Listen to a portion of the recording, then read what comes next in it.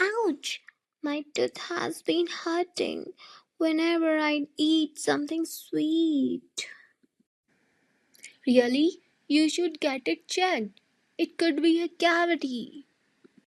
Yes, the dentist said it has dental caries in my molar. Oh no! Did they suggest any treatment? Yes, they advised a tooth restoration with a filling. That's good.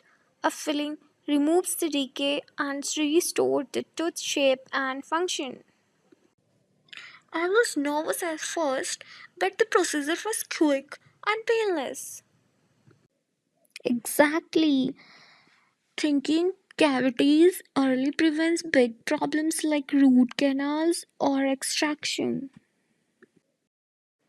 I've also started brushing twice a day and cutting down on sugary snacks.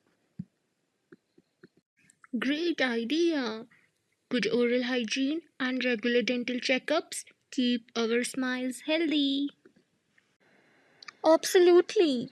I learned the prevention is better than treatment.